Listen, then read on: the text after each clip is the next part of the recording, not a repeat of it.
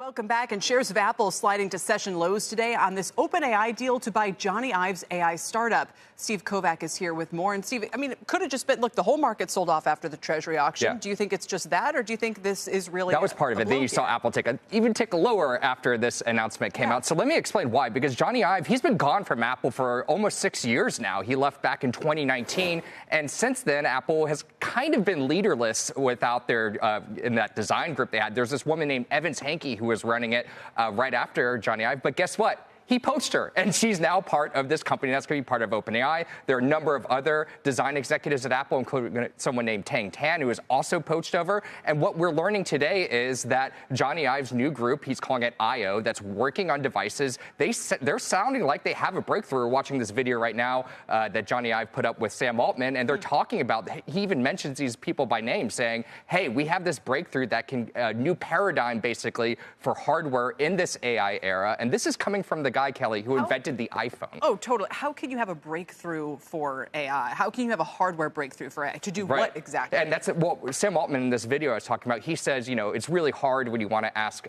AI a question. You probably experienced this. You have to open it up. You have to open up the web browser and type things in. And they're kind of hinting at this kind of background device that is maybe always listening or always on, and it's easier to ask questions to. I don't want another device, and it's easy for me on my phone. I just hit the ChatGPT app, or I hit Grok, and Grok will say, if I start dictating, it goes, do you just want to talk to me? You don't want another device, Kelly, but let me quote Eddie Q, an Apple executive who was testifying in this Google trial a couple weeks ago. He said, in 10 years, you might not need an iPhone because of AI.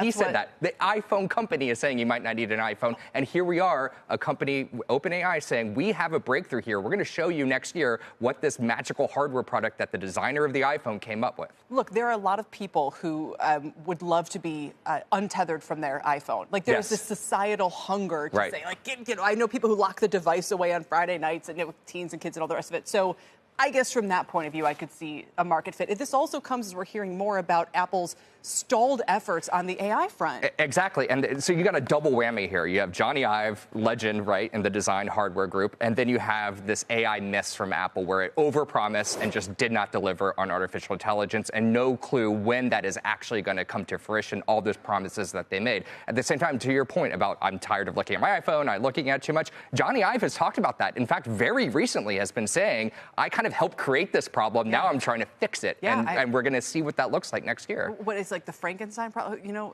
the analogy. I totally understand how that must feel for him to at once have created the most important product that now people are, you know, it's the new cigarette. I've created a monster. Exactly. Yes. Steve, thanks. Appreciate it. Steve Kovach.